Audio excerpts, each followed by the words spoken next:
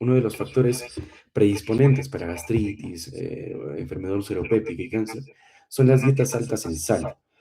Ya se ha dejado de lado el tabaquismo, el alcohol. Siguen estando en el top, pero ahora principalmente es una dieta rica en sal.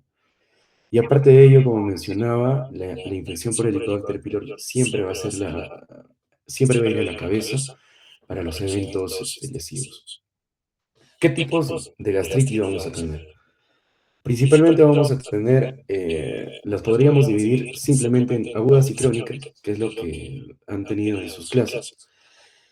Y bueno, las agudas se quedan en agudas, no avanzan más allá de la mucosa, todo tranqui con ellas, pero las crónicas son las que prosperan hasta llegar a cáncer.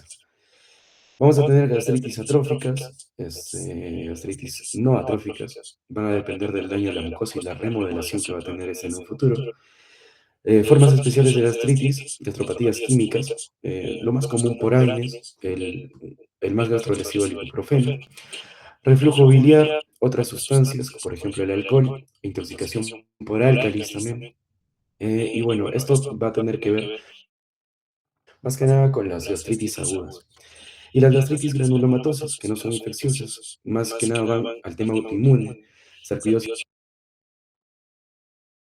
gastritis infecciosas, ¿no?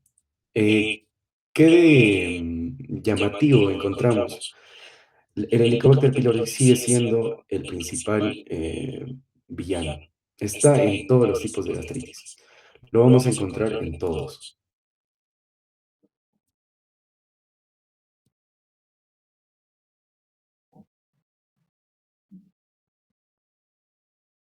Gastritis aguda, más que nada, no vamos a hablar de tiempo, vamos a hablar de profundidad de la lesión. Recordemos que la gastritis aguda se va a limitar hacia el epitelio, no va a pasar a su mucosa. ¿Qué debemos recordar? ¿Cuáles son las fichas de la gastritis aguda? Recordar que el infiltrado inflamatorio va a ser de neutrófilos, principalmente. La mucosa edematizada y el edema va a estar limitado al epitelio, a la mucosa. ¿Ok? Tres cosas que debemos recordar. Edema y congestión limitada al epitelio, neutrófilos como principal infiltrado inflamatorio.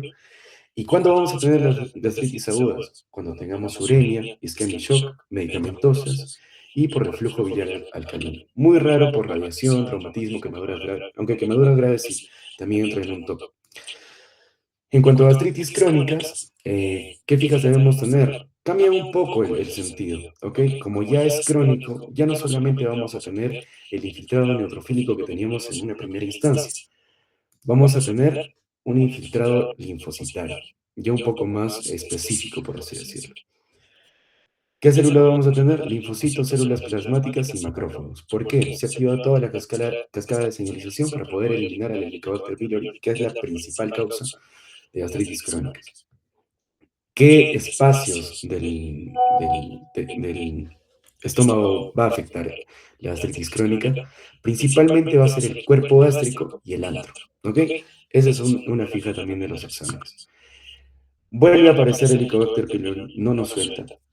Y bueno, recordemos también que en gastritis crónicas volvemos aquí a hablar de las causas autoinmunes, ¿ok? Sarcoidosis aisladas, etcétera.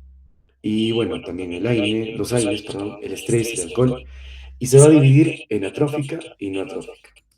Cuando hablamos de gastritis atrófica y no atrófica, vamos a hablar de gastritis atrófica cuando hay una lesión, por así decirlo, progresiva, y cuando vamos a hablar de no atrófica, cuando no hay una remodelación de la mucosa. En ambos, la infección por Helicobacter pylori va a ser a la cabeza la principal causa. ¿Qué síntomas vamos a tener? Dispepsia y acidez en la no trófica, en la más suave, por así decirlo. Y en la trófica, síntomas como anemia, ya no producimos factor intrínseco, em, ya no podemos absorber la B12 como de costumbre, anemias por déficit, deficiencias vitamínicas, de la que hablaba. Y bueno, la progresión es, en la gastritis atrófica, se va muy relacionada a cáncer. Es muy relacionada a cáncer. En cambio, la gastritis no atrófica no se relaciona mucho a cáncer, la verdad. Como mencionaba, va a ser una inflamación superficial una inflamación que no va a expender más allá de la submucosa. Y bueno, ¿en qué se va a diferenciar histopatológicamente? Bueno, en la artritis no trófica vamos a tener la inflamación superficial, células plasmáticas, linfocitos, etcétera. Y en la artritis atrófica ya va a haber pérdida completa de glándulas. Hay una atrofia del todo el epitelio. Y esto es lo que va a producir el cáncer. Nuestro cuerpo va a empezar a pensar, oye, si estoy perdiendo glándulas, ¿qué hago? ¿Con qué lo sustituyo? Y crea la metaplasia. De ahí el cáncer.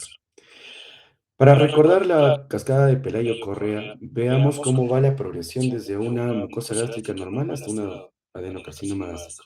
La vamos a ver más adelante, porque también está metida en enfermedad ulceropéptica, pero recordemos lo siguiente.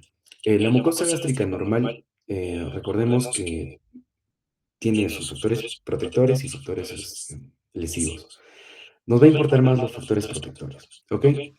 Recordemos que la reversibilidad de las lesiones desde una mucosa gástrica normal hasta una gastritis atrófica son, por así decirlo, reversibles en sus primeras etapas. Cuando ya cruzamos de la gastritis crónica atrófica, se ve truncado todo. Es muy poco reversible el daño. Es casi seguro que se pueda generar el cáncer. Cuando tenemos que tener o cuando se nos tienen que prender las alarmas, sobre todo es infección con Helicobacter pylori, factor de riesgo número uno. La genética del huésped. Si el huésped en familiares de primera línea tiene antecedentes de cáncer, tenerlo muy presente. Ambiental, como mencionaba, la dieta alta en sal, ahora una de las principales causas a la cabeza.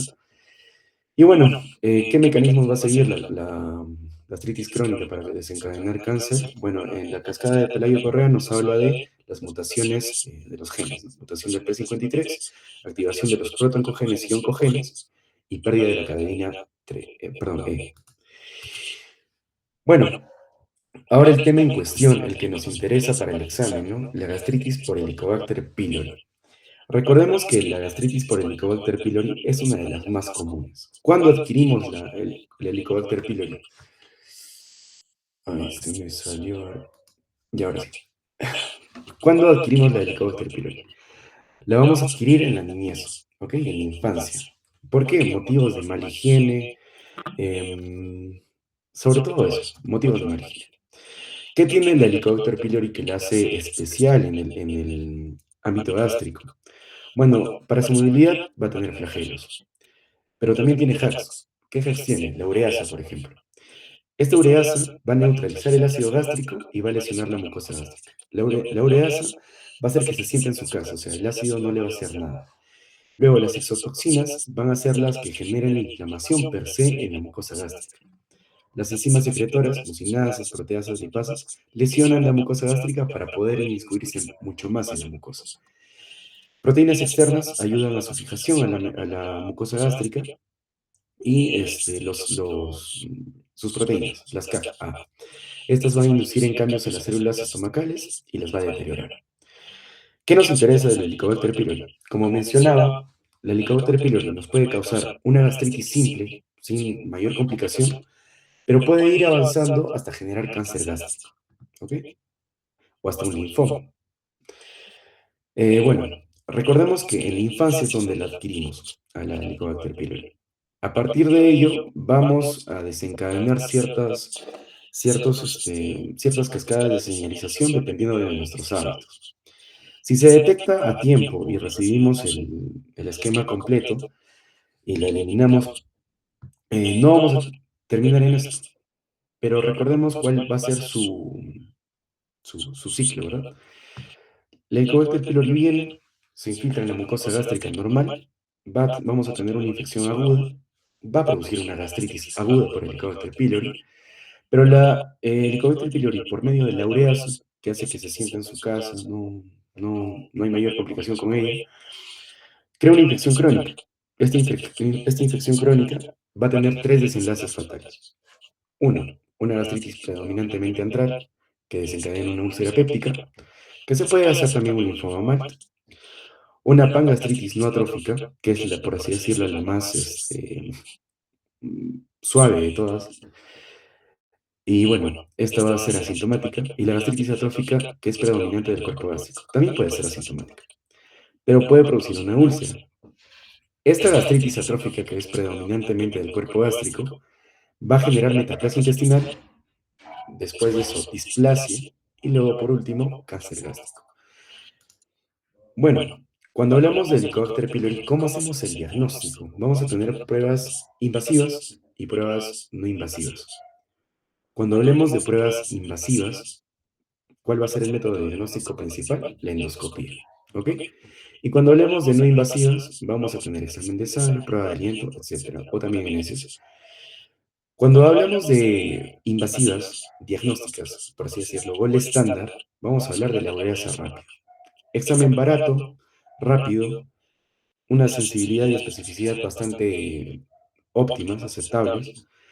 La histología es invasivo, es cara, dura un poco más de tiempo y el cultivo igual. Recordemos que su especificidad es del 100%, nos va a decir si sí o sí tenemos el Helicobacter pylori ahí, pero la sensibilidad no nos ayuda, es al 50%. Esos son los invasivos. Luego, aquí viene una pregunta de examen. En cuanto a los no invasivos, no se considera una prueba diagnóstica la prueba de aliento. La prueba de aliento nos ayuda a ver si va a haber recidivas. ¿Qué tan bueno ha sido el tratamiento que yo le he dado a mi paciente? Y ver si he erradicado por completo al Helicobacter pylori. ¿Ok? Prueba de aliento no es per se un criterio diagnóstico, pero nos ayuda a ver si se ha erradicado completamente. La ureasa rápida es la que nos va a dar el diagnóstico rápido certero. Bueno, en cuanto al tratamiento, hay cuádruple terapia con bismuto, cuádruple terapia sin bismuto. Ahora lo que mencionan las actuales guías es basarlo en tetraciclina. Es un antibiótico que, bueno, no genera tanta resistencia. Los dosajes son óptimos a los 14 días que dure el tratamiento. Y bueno, los podemos suplir con otros medicamentos, claritromicina, amoxicilina, levofloxacino, y bueno, el bloqueo ácido lo vamos a hacer con IVPs. Lo podemos hacer con esomeprazol u omeprazol en su defecto. El bismuto, como mencionaba, es uno de los pilares para el tratamiento del Helicobacter pylori, es un antiácido. El metronidazol igual se adiciona a las triterapias y la duración por 14 días cuando se detecta por primera vez. Bueno, tenemos un algoritmo en cuanto al tratamiento. Cuando tenemos resistencia a la claritromicina y cuando no tenemos resistencia a la claritromicina. Más del 15% de resistencia, menos del 15% de resistencia. Cuando es menos del 15% de resistencia, usamos la terapia cuádruple con bismuto, la más común. De segunda línea podemos cambiar la tetraciclina por levofloxacino, de tercera línea por claritromicina y de cuarta línea con rifabutina. ¿Ok?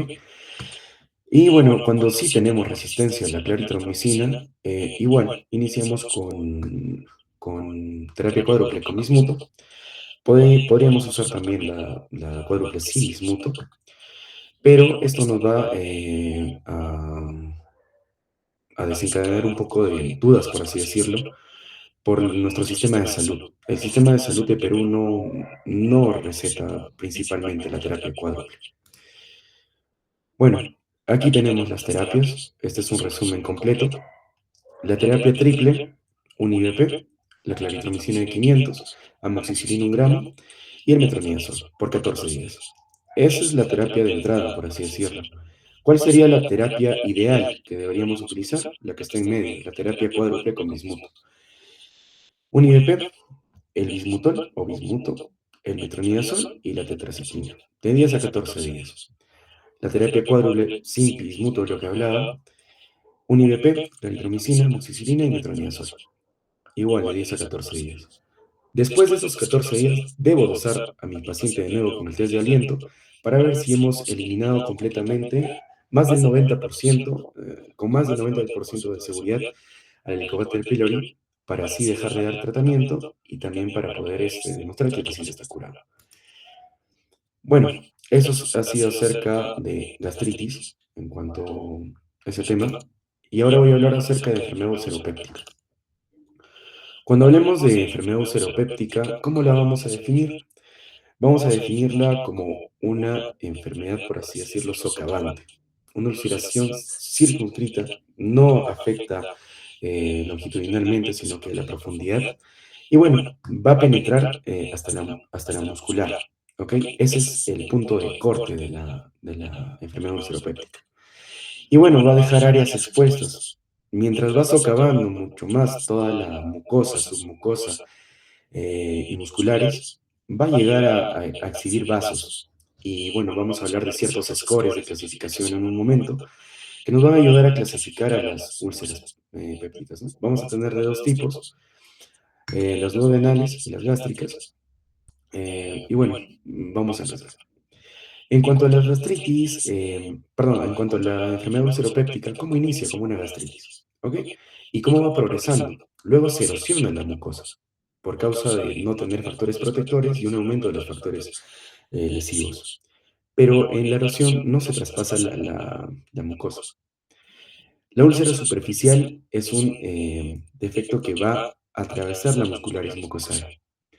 Y la úlcera profunda ya llega a las capas musculares per se del estómago. Bueno, en cuanto a la etiología, mencionar de nuevo al Helicobacter pylori, que va a estar a la cabeza en el 90% de los casos. El uso de AINES, también muy común. Y bueno, las más raras, el síndrome de Zollinger-Ellison por un gastrinoma. El estrés o trauma grave, muy común en pacientes hospitalizados después de una intervención quirúrgica. E infecciones virales por citomegalovirus. Bueno, entre los dos tipos de úlcera, cuando vemos si es la gástrica o la duodenal,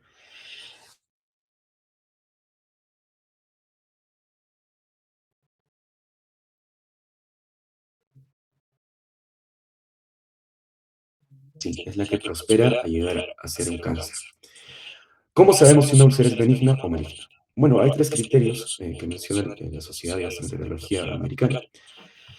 El fondo sucio con superficie irregular, con áreas de diferente coloración, es uno de los criterios. Borde irregular o nodular, otro de los criterios. Y pliegues asimétricos y irregulares.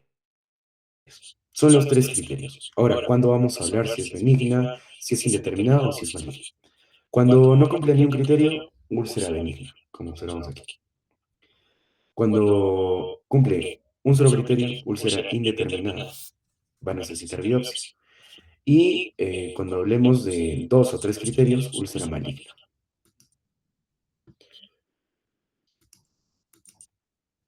Bueno, en cuanto a la clínica clásica, ¿qué vamos a tener que prestar atención?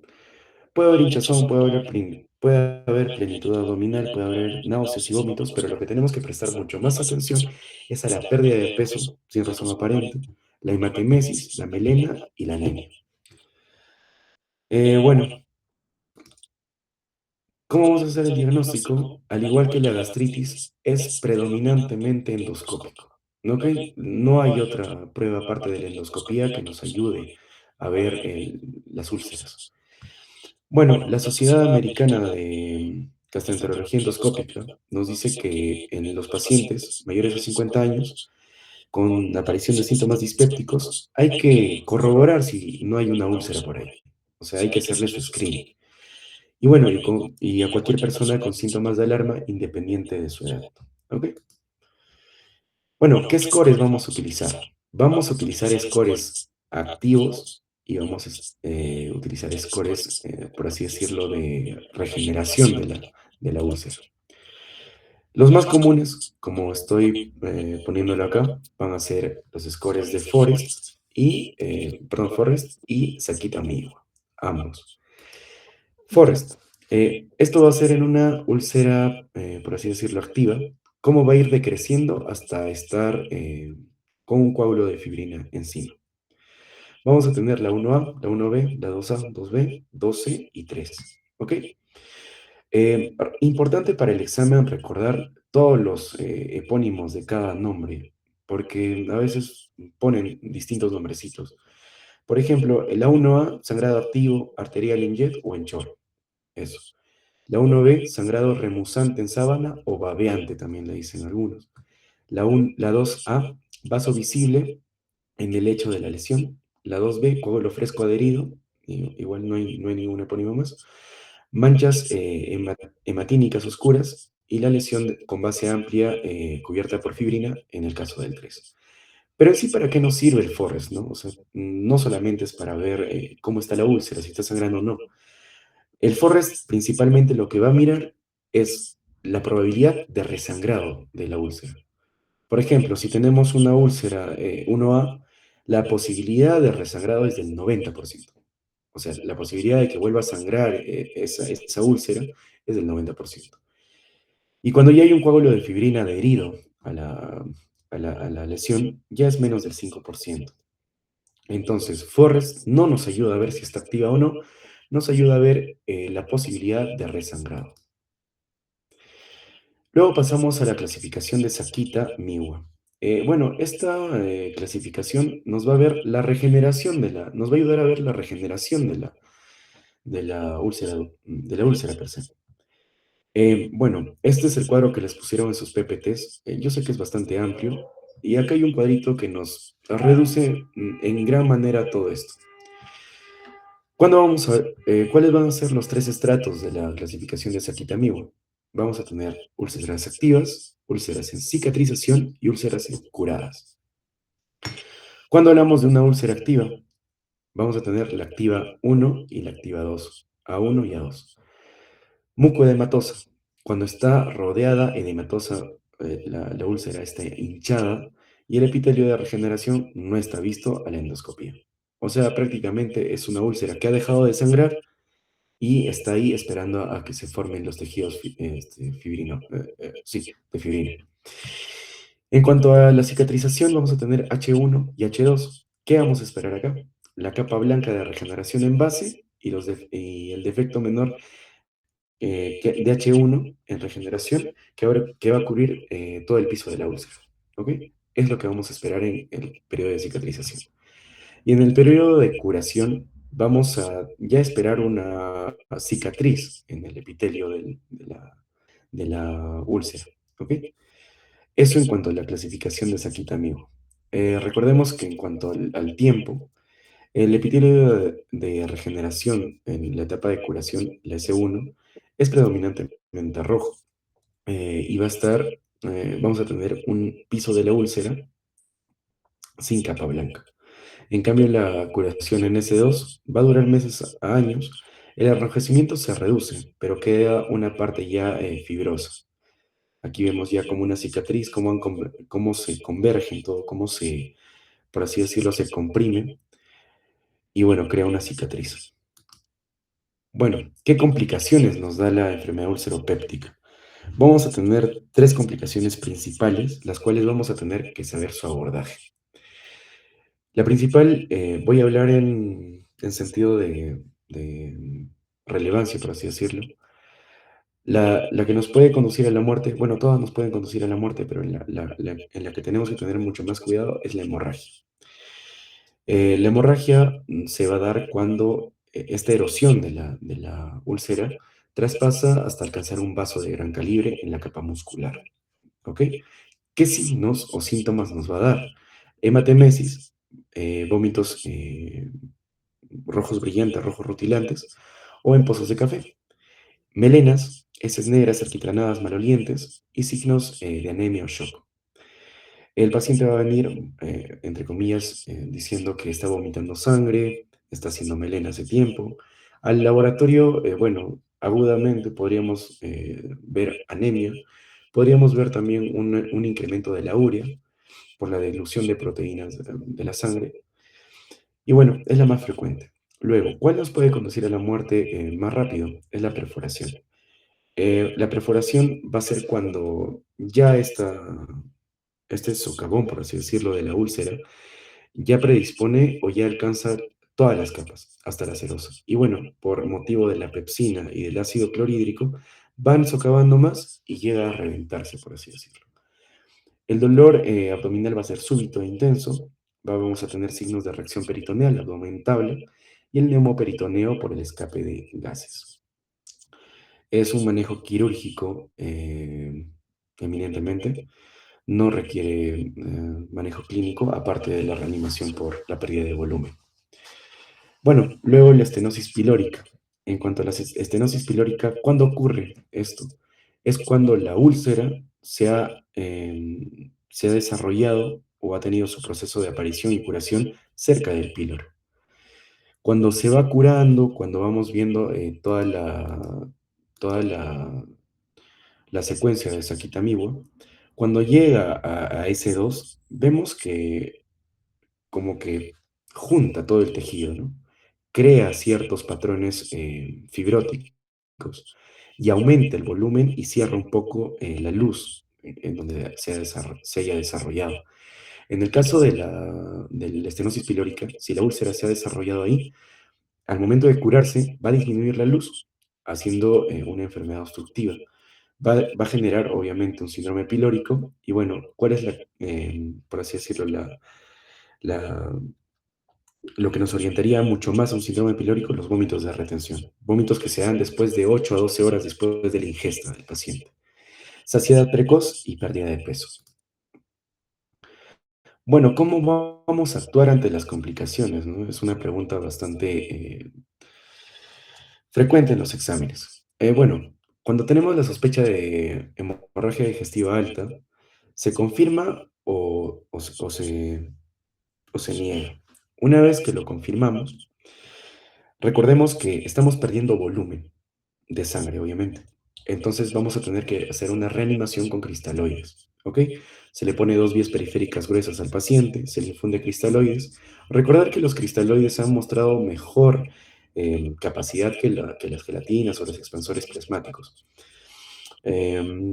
Aparte de ello, si es que el paciente tiene una hemoglobina menor a 7, darle una transfusión. Pero recordar también hay una pregunta que vi en uno de sus exámenes, no recuerdo si del año pasado, que era si un paciente ha recibido una cirugía traumatológica, ¿cuál debería ser el punto de corte para poder transfundirle en una hemorragia digestiva alta? Hablando de hemoglobina. El punto de corte sube uno cuando se le ha desarrollado al paciente una cirugía traumatológica. Como ha habido una amplia pérdida sanguínea, se le sube. El criterio sería una hemoglobina menor a 8, ya se le puede empezar a transfundir al paciente que haya recibido una operación traumatológica acompañada de una hemorragia digestiva alta. En pacientes que no han recibido ningún tipo de intervención quirúrgica, el punto de corte es 7. Luego, corrección de coagulopatías. Vamos a tener que individualizar el INR, ver las plaquetas y ver la clínica. Aparte de ello, el manejo de anticoagulantes. Si el paciente está anticoagulado, suspendemos los anticoagulantes hasta solucionar la, la cuestión del HDA. Podríamos suplir por algunos otros anticoagulantes, pero no se ve tanta, o sea, no es tan robusta la evidencia de que puede mejorar el paciente. Aparte de ello, se maneja con antiagregantes. También tenemos que tener en cuenta ello si el paciente está antiagregado. Y bueno, ¿cuál es el punto de corte entre estos dos manejos? El punto de corte entre estos dos manejos son las 24 horas, ¿ok? ¿Qué nos dicen las 24 horas?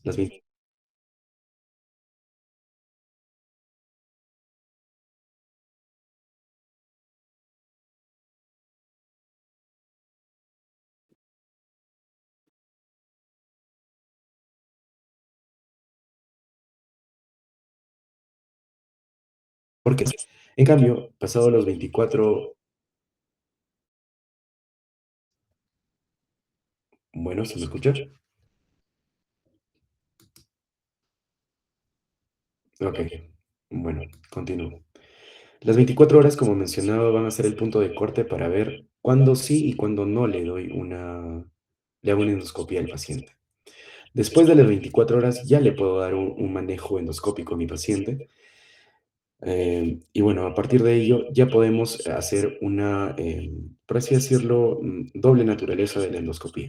Una naturaleza diagnóstica y una naturaleza terapéutica. Vamos a usar la naturaleza diagnóstica para contemplar la úlcera que está sangrando y la naturaleza terapéutica para poder aplicar nuestros tratamientos, ¿no? ¿Qué tipos de tratamiento vamos a poder ofrecerle al paciente? La terapia endoscópica combinada estándar, inyección de epinefrina, más terapia definitiva, que pueden ser mecánicas, clips, térmica o hemostáticas, con los polvos o geles. Y bueno, en cuanto a los clips convencionales, van a ser la primera línea en cuanto cuando tengamos un vaso visible, y los clips montados en CAP van a ser útiles en úlceras grandes. En cuanto a los tratamientos, como mencionaba, lo primero, poner en NPO al paciente en una úlcera activa sangrante, estabilización hemodinámica con cristaloides, verificar todo lo que nos dice el ABC, el, primero la presión arterial sistólica, mantenerla mayor a 90, frecuencia cardíaca, bajarla de 100, paquetes globulares, como mencionaba, si es un paciente que no ha recibido ninguna operación traumatológica o alguna operación grande, solamente llegamos a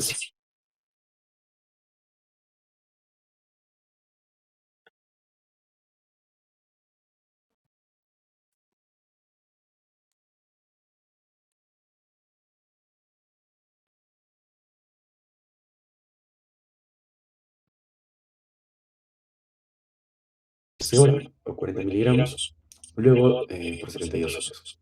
También se le pone antieméticos al paciente o procinéticos y la endoscopía después de las 24 horas, que habíamos mencionado doble terapéutica, ¿no? Una para inyectar epinefrina para hacer que los vasos se vasoconstriñan y la terapia definitiva, ya sea clips, ya sea coagulación por electrocauterio o ya sea electroterapia coagulante. Y en las no activas, pues mejorar el estilo de vida, como mencionaba, las dietas altas en sal.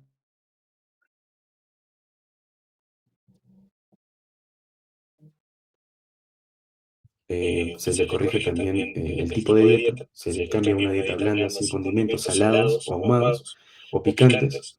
Y bueno, en cuanto a la medicación, un jarabito, el sucralfato, 4 miligramos día, de 7 a 10 días, hasta que la úlcera vaya recuperándose.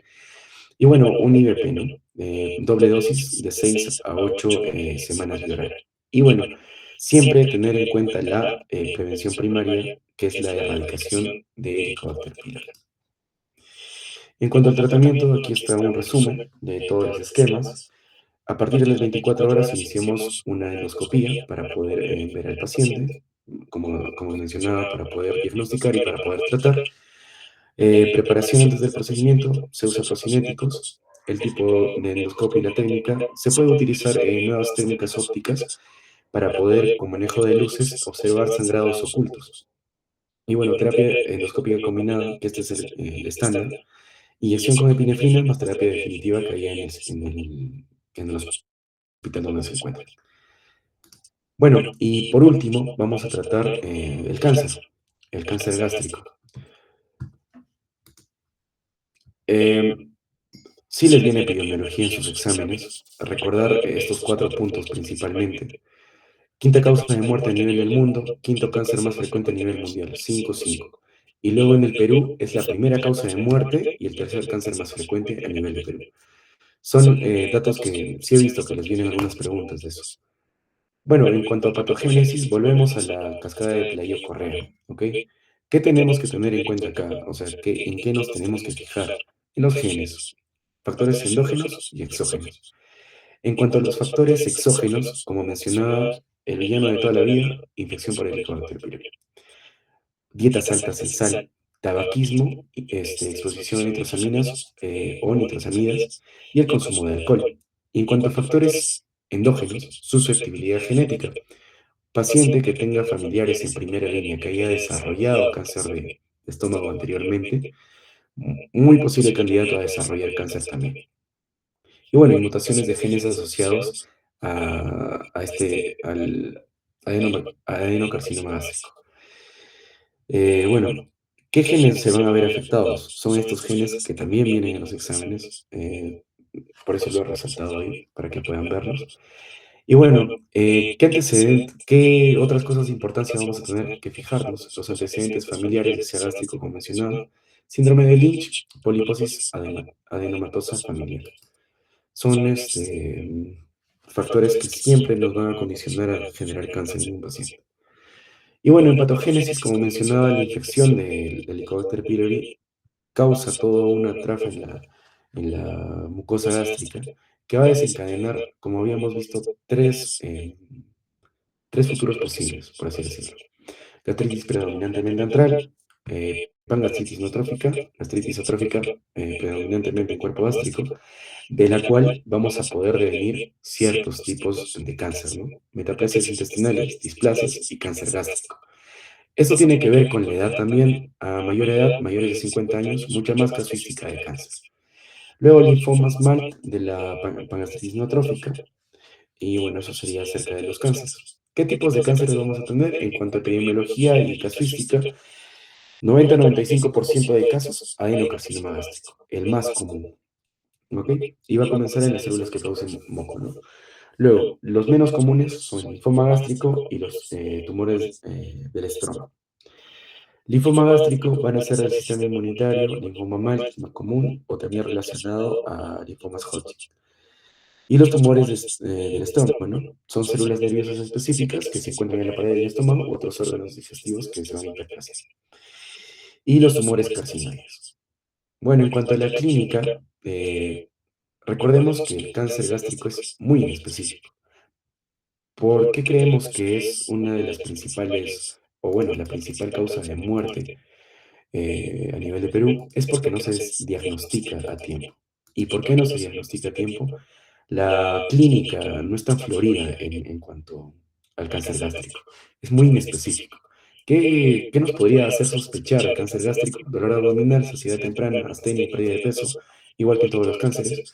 Náusea y vómito, anemia, hemorragia digestiva alta, melena y hematemesis y disfagias. Es muy inespecífico. Si un paciente viene así, yo puedo pensar en una gastritis, puedo pensar en una úlcera duodenal, pero no directamente en un cáncer. Es por eso que se diagnostica tarde. Y bueno, recordemos que también viene con dolor abdominal y mejora con antiácidos. Es una característica también muy importante del cáncer gástrico.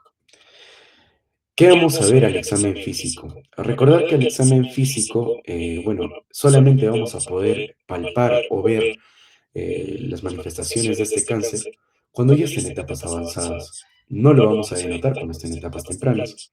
En etapas tempranas es muy inespecífico, como menciono, nos puede dar cualquiera de estos síntomas. Pero en etapas avanzadas ya tenemos algunas sugerencias, ¿no? Recordemos que una de cada tres personas que tienen cáncer gástrico van a presentar sangre oculta en heces. Y bueno, los síntomas suelen ser más perceptibles en estadios avanzados, como mencionaba, ¿no? ¿Qué síntomas podemos tener?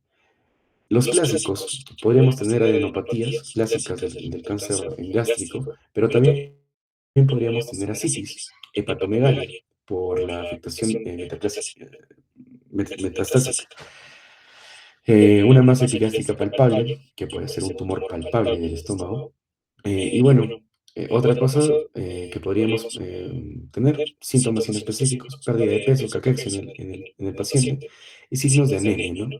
Como había mencionado, siempre va a conducir a la pérdida del factor intrínseco, que no nos va a permitir la absorción de la vitamina B12.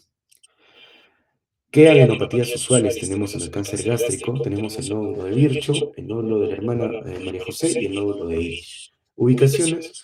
Virchow es supraclavicular izquierdo. María José, de la hermana María José, es periumbilical. Y el nódulo de Irish es axilar. En cuanto al diagnóstico, eminentemente el gol estándar para úlcera duodenal y para cáncer gástrico, y para ver sobre todo el estadiaje, va a ser la endoscopia alta. ¿Ok? Cuando hablamos de endoscopia alta, ¿qué nos va a ayudar a ver? Bueno, va a tener doble propósito, ¿no? Unas características que pueda tener la lesión per se, y la toma de biopsia, que nos va a ayudar a tipificar el tipo de cáncer, qué tipos de células estamos viendo y sobre todo conllevarnos al tratamiento. Y la topografía, perdón, la tomografía. La tomografía, qué vamos a tener que tener muy en cuenta? Es el estadiaje y el score TNE. ¿Ok? Ya lo voy a explicar en un momento. En cuanto al diagnóstico endoscópico, vamos a tener dos escalas muy conocidas por ustedes, la clasificación de Paris y la clasificación de Bono. ¿Cuándo usamos cada una? Clasificación de Paris, cuando es cáncer temprano, y clasificación de Borman cuando es cáncer avanzado. Cuando hablamos de cáncer temprano y avanzado, ¿cuál es el punto de corte? Igual que la gastritis, no es el tiempo, es la afectación de las estructuras. Cáncer temprano afecta mucosa y submucosa. Cáncer avanzado discurre mucho más allá de la submucosa. Clasificación de Paris se va a basar más que nada en la forma de la lesión, ¿ok? Como no ha perfundido el cáncer a los demás estratos del tubo gástrico, lo que vamos a tener es, por ejemplo, un, este, un estadio pediculado, una lesión elevada, por así decirlo, un pólipo sesi, un pólipo elevado, pólipo plano, perdón, plano plano, un plano deprimido y un excavado. Tipos de forma de cáncer temprano. No mide otra cosa. Aquí el cáncer no se ha diseminado mucho más profundo de la capa mucosa o submucosa. En cuanto al cáncer avanzado, la escala de Borman ya ve diseminación. Un tumor polipoide en el tipo 1, en el tumor 2, ulcerado con bordes sobresalientes, ya va entrando un poco más allá de la submucosa, llegando a la muscularis mucosae. El tumor ulcerado infiltrante es el de tipo 3 y la linitis plástica, tipo 4. Bueno, en cuanto a los adenocarcinomas, ¿qué células vamos a ver? Intestinales y difusos. En cuanto a tiempo, los pacientes jóvenes van a tener lesiones difusas con peor pronóstico y los mayores de 45 años, los intestinales. Van a tener una estructura glandular.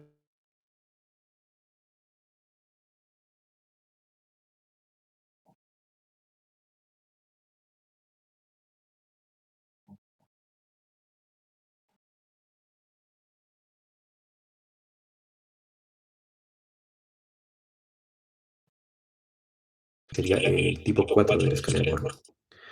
Y ahora sí, bueno, esto también nos han preguntado, es el adenocarcinoma y la clasificación de TNM, ¿no? T nos va a ayudar a ver la profundidad del tumor, cuán profundo está el tumor, es la T. La N es si está agarrando tejido linfático o nódulos linfáticos. Y la M si es que ha habido metástasis. ¿Ok? Son acrónimos.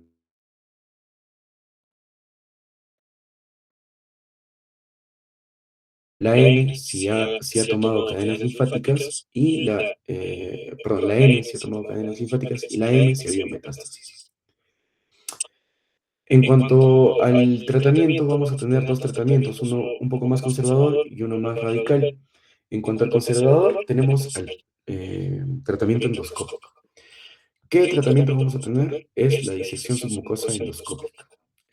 Bueno, al igual que en patologías de tubo digestivo bajo, cuando hacemos la exéresis de tumores, ya sea para biopsia, cuando hacen las técnicas de asa fría o asa caliente, es casi lo mismo.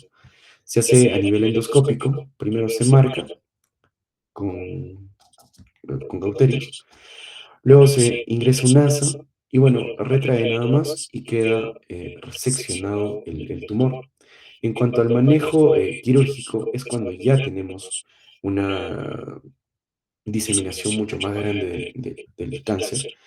Puede ser proximal, puede ser distal o total. ¿Ok? Y bueno, la gastroenteroanastomosis derivativa, ¿cuándo se va a dar? En el síndrome pilórico y en el tumor no resecable. Esta también es fija de la doctora. Bueno, cuando hablemos del linfoma, como mencionaba, va a nacer de las células linfoides. No tiene que ver, por así decirlo, la mucosa gástrica. La más común es células B, que es el linfoma MALT, y el linfoma no Hodgkin en el 95% de los casos. Predominancia en cuanto a género, masculino y femenino es igual, más frecuente en mayores de 60 años, y tiene que ser necesaria e indispensable la infección por Helicobacter pylori. En cuanto a la endoscopía, vamos a tener tres patrones principales del linfoma: ulceración, masa polipoide e infiltración difusa. Eso nada más. Y recordemos que el linfoma y el carcinoma no se distinguen a nivel endoscópico. No solamente viéndolos vamos a poder diferenciarlos. Vamos a necesitar la biopsia, que va a ser por así decirlo, el gol estándar. Y para ver los estadios del linfoma, vamos a tener tres clasificaciones: Anarbor, Lugano y la TNM. TNM ya la habíamos visto, T de profundidad del tumor, N si toma ganglios y M si ha habido metástasis. Anarbor y estratificación del Lugano. Anarbor también va a ver el compromiso de tejidos ganglionares, en qué parte del cuerpo está ubicado. Y estratificación de Lugano, el compromiso ganglionar más que nada, ¿no? Si ya compromete órganos adyacentes, si hay diseminación extranodales o supradiafragmáticas. Vamos a ir viendo eso ahora. Y bueno, en cuanto al tratamiento, principalmente lo que siempre se va a procurar a la cabeza de cáncer gástrico es la erradicación del Helicobacter pylori. Sin esta erradicación no podemos pensar en otros tratamientos. La quimioterapia, la de elección es la CHOP, son siglas de ciclofosfamida, doxirubicina, vincristina y prednisona. Es la terapia CHOP. Y bueno, cuando no se logra erradicar el Helicobacter pylori. Y la cirugía, ¿no? En complicaciones agudas o para el diagnóstico y estratificación. Esta también es una fija en cuanto a sus exámenes. Prevención primaria y prevención secundaria. ¿Cuál es la meta de la prevención primaria? Erradicación del Helicobacter pylori. ¿En qué se basa la prevención primaria? Modificación de dieta, bajar el consumo de sal y modificaciones del estilo de vida, mayor actividad física, limitación del tabaquismo y del alcohol. Principal meta, erradicación. ¿Cómo lo hacemos? Dieta, modificaciones y tratamiento principalmente. Y en la prevención secundaria, y ahí ya tenemos que ver el screening a poblaciones de riesgo.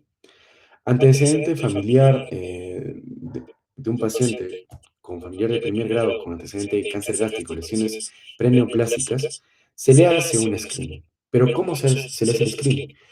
Por ejemplo, si mi mamá le han diagnosticado el cáncer a los 50 años, en la veda de 10 años antes del diagnóstico a los 40 años, tendría que hacérmelo a los 40.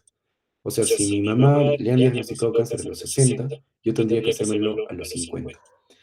O si tengo esta predisposición genética, hacerlo antes de los 40 años o a partir de ellos, ¿no?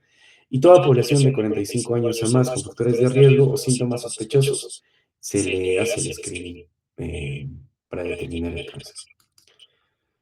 Bueno, a modo de repaso, vamos a hacer un banqueo como se hace en algunas academias.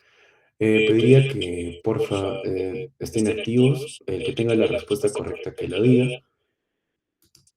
Activen su micro, no puedo ver mucho el chat. Primer caso. Paciente varón de 25 años de edad, diagnosticado con gastritis por Helicobacter pylori. Mencione uno de los mecanismos por los que el Helicobacter pylori rompe el equilibrio de defensa de la mucosa. ¿Sí te escucho? La opción correcta sería la C. La Helicobacter pylori secreta ureasa, genera amoníaco y una proteasa. Ajá, exacto. Muy bien. Recordemos la, recordemos por aquí la tengo, esta. Recordemos la estructura del Helicobacter pylori, ¿ok? La ureasa hace que se neutralice el ácido gástrico. Es como si estuviera viviendo en un medio básico. Las proteínas externas se unen a la membrana, a la mucosa gástrica y las enzimas secretoras son las causantes, son las lesivas, ¿ok? Eso más que nada. Muy bien que haya respondido. Y bueno, acá están las explicaciones. Les voy a pasar las PPTs para que vean por qué sí y por qué no cada respuesta.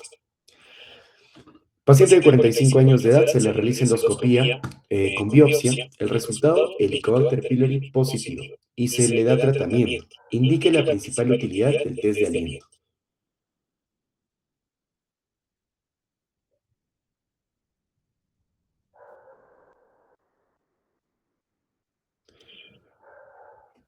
En esta pregunta mencionábamos la diferencia bastante marcada en cuanto a criterio diagnóstico y examen para ver cómo ha ido el tratamiento del paciente. ¿Cuál sería la respuesta acá? Dime, Claudia. Sería investigar la erradicación del bacilo después del tratamiento. Exacto, muy bien. Es esa la respuesta. Como veíamos, el test de aliento no es un test diagnóstico. Mucho ojo ahí. Es un test para ver qué tan bueno ha sido el tratamiento y si hemos erradicado a más del 90% el Helicobacter pylori. Ok. Igual acá están las respuestas para que puedan verlas después. Y bueno, sigamos. Con respecto al cáncer gástrico, marque lo correcto. Se consideran lesiones premalignas la atrofia gástrica y metaplasia intestinal. La prevención primaria se encarga del manejo y seguimiento de lesiones premalignas. La presentación más frecuente de cáncer gástrico es el el adenocarcinoma difuso. Dentro de los factores no modificables relacionados a cáncer gástrico está el género femenino. ¿Alguien tiene la respuesta?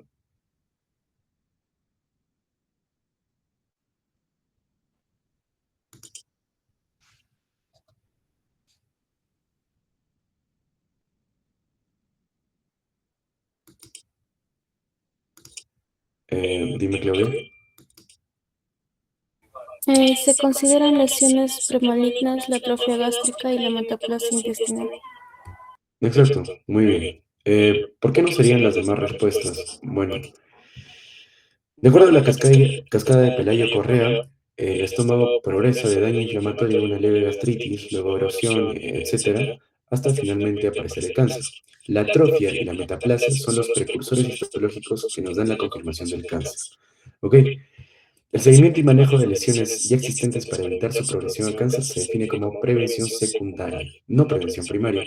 Como mencionábamos en la prevención primaria, no nos basamos en la detección precoz como lo hacemos en la secundaria. Nos basamos principalmente en uno, la erradicación del Helicobacter pylori, modificación de estilos de vida y modificación de dieta. El tipo histológico más frecuente de cáncer gástrico a nivel global es el adenocarcinoma de tipo intestinal. ¿Ok? Es el que está relacionado con el Helicobacter pylori, no es el difuso. Y el cáncer gástrico es considerablemente más frecuente en el género masculino. Bueno, aquí hay un punto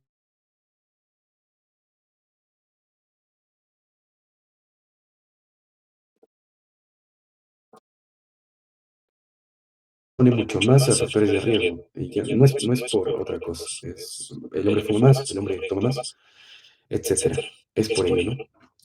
Y la mujer no es un principal factor de riesgo modificable. Siguiente pregunta. Paciente de 70 años de edad presenta epigastralgia hace 9 meses, sensación de llenura precoz, hiporexia con tratamiento con antiácidos y ranitidina, y el cuadro no remite. Se sospecha de una gastritis crónica cuyo diagnóstico se realiza fundamentalmente con gastritis crónica.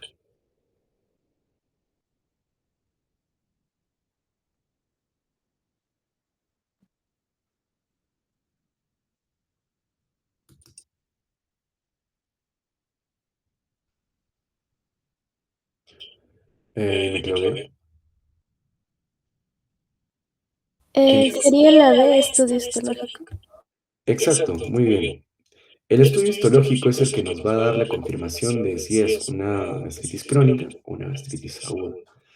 Y bueno, sobre todo para diagnosticar y diferenciarlo del cáncer, que bueno, una paciente mayor de 70 años ya es mayor de 50, nos haría pensar en una neoplasia. Epigastralgia es más de 9 meses, igual nos va jalando mucho más para neoplasias. Sensación de llenura precoz igual, y por eso también, tratamiento antiácidos y ranitidina, el cuadro no remite. He aquí la trampita.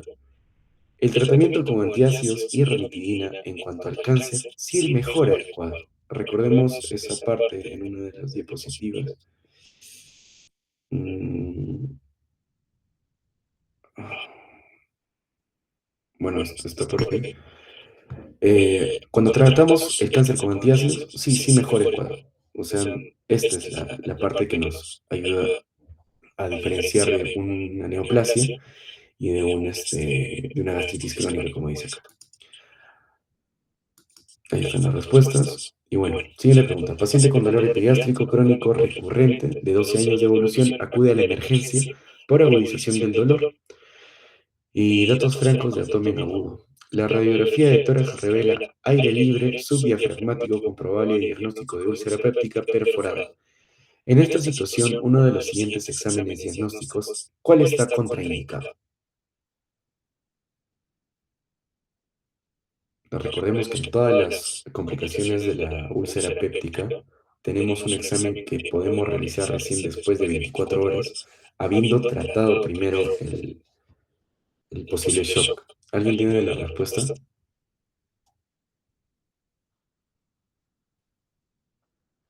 Dime, Claudia. Sería la C, endoscopía digestiva alta. Exacto, muy bien. La endoscopía digestiva alta. La ecografía abdominal está indicadísima. Haríamos más que nada una IFAST para poder evaluar líquido libre en cavidad, ¿no? ¿Qué tanto de contenido gástrico duodenal se ha vertido en el peritoneo? Tomografía abdominal igual nos ayudaría bastante. La radiografía simple de abdomen nos ayudaría a ver lo que menciona acá, ¿no? Am,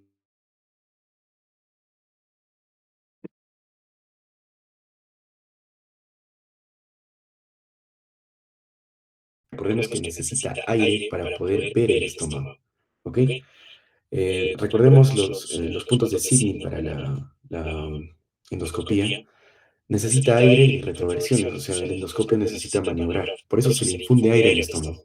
Pero si el estómago tiene una fuga, sería contraproducente, empeoraríamos la lesión. ¿Ok? Siguiente pregunta. Paciente con hemorragia digestiva alta. No existe evidencia de consumo de AINES. La endoscopía revela úlcera gástrica en incisura angularis con un punto de hematina. Un punto de hematina, recordar eso. Se realiza biopsia para test de ureasa y sale positivo. Indique la actitud más correcta. Sale ureasa positivo, ¿no? Es el test más rápido para determinar infección por Helicobacter pylori. ¿Qué haríamos?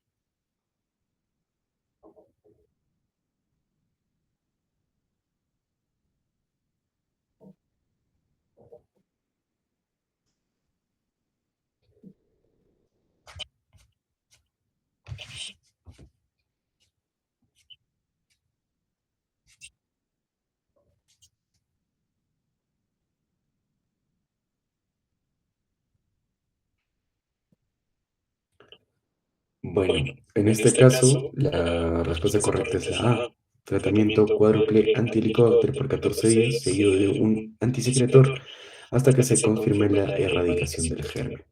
¿Ok? Esa es la respuesta. Recordemos que un punto de hematina lo clasifica como un Forrest 12. ¿Ok? O sea, no está activa, por así decirlo. Y las úlceras 2C y 3 no requieren terapia hemostática, como lo harían las anteriores, ¿no? Este tratamiento de terapia hemostática se llama esclerosis, ¿ok? Y se va a dar por diferentes medios, como mencionábamos, electrocauterización, se le puede dar geles o polvos coagulantes, o las inyecciones con epinefrina. Pero como no está activa la úlcera por el punto de hematina, no tendríamos que tratarla per se a la úlcera, sino que tendríamos que tratar al test de ureasa, o sea, al Helicobacter pylori. Mencionábamos que en un mundo ideal, el mejor tratamiento es el cuádruple con bismuto anti-Helicobacter por 14 días, ¿ok? Y luego ya reevaluamos con qué examen, con test de aliento, si hemos erradicado al germen.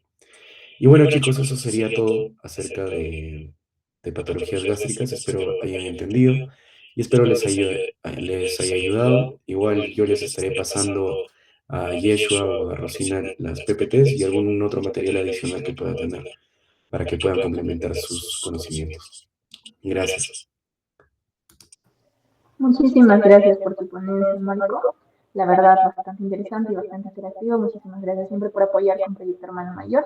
Y también gracias a todos los que han estado asistentes, desearles lo mejor en sus exámenes, a los chicos de Clínica Médica 2, y bueno, invitarlos a la siguiente ponencia, que ya sería nuestra última ponencia de todas estas